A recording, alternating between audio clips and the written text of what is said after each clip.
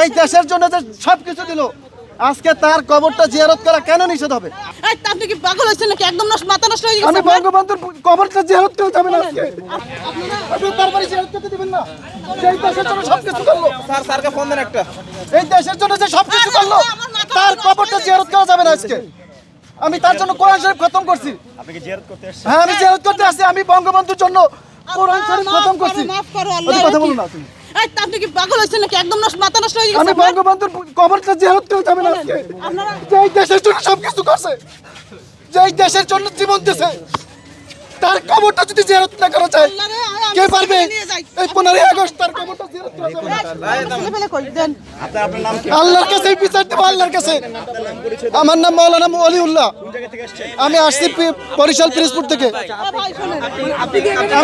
এখানে কি জিয়ারতের উদ্দেশ্যে? আমি জিয়ারতের উদ্দেশ্যে আসছি। আমার পরিবার সহ আমরা বঙ্গবন্ধু কোনটি পাড়ায়? তার বাড়িতে আজকে এইভাবে নির্মমভাবে 15 আগস্ট থেকে শহীদ করা হয়েছে। আমি আসছি তার জন্য কোরআন শরীফ খতম করছি। দুইটা খতম দিছি, আমি দুইটা খতম দিছি তার জন্য জিয়ারত করবো তার বাড়িতে। আমি তার নির্মমভাবে যারা 15 আগস্ট তার সব পরিবারকে শহীদ করছে এই দেশের জন্য, ব্রিটিশরা তারা এই ব্রিটিশদের বিরুদ্ধে আন্দোলন করছে, এই ব্রিটিশরা আবার এই দেশটা দখল করছে। এই ব্রিটিশ বিনিয়া শক্তি। না না, আমি কোনো দল করি না। এই দেশ আবার ব্রিটিশ এবং পশ্চিমা শক্তি দখল করছে। এখন কি প্রবেশ করতে? না, আমাকে প্রবেশ করতে দিচ্ছে না।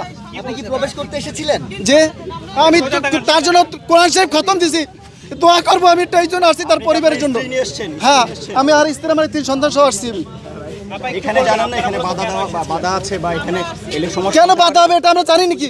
সারা বছর তো এখানে সবসময় ঢুকে একজন মানুষ মারা গেছে, তার কবর জিয়ারত করলে এমন কি ক্ষতি হবে? এখানে তো তার কবর না, কবর তো তার পরিবারের সবাই তো এখানে নির্মমভাবে শহীদ হয়েছে এই 15 আগস্টে।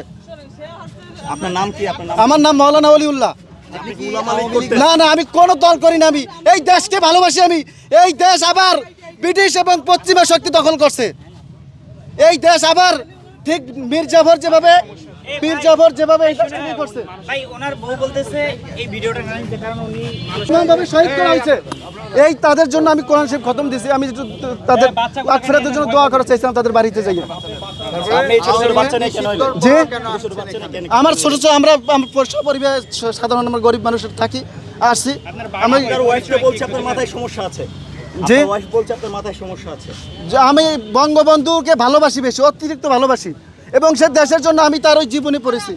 পড়ার পরে আমি দেখছি সে দেশের জন্য এরকম করছে। এখানে তাকে নিয়ে আসলেন কেন? আমি বলছি একটা যাবো, তার জন্য দোয়া করবো, তার বাড়িতে গিয়ে একটু দেখবো, জিয়ারত করবো। গ্রামের বাসা কোথায়? আপনার পরিচয়টা? আমার গ্রাম পিরোজপুর, জেলা পিরোজপুর, নাজিরপুর থানা।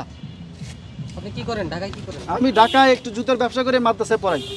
এর আগে কি আসছিলেন এখানে? এর আগে না, এখানে আসিনি। আমি ঢাকায় আসছি, এই 1 মাস হয়েছে ঢাকায় আসছি।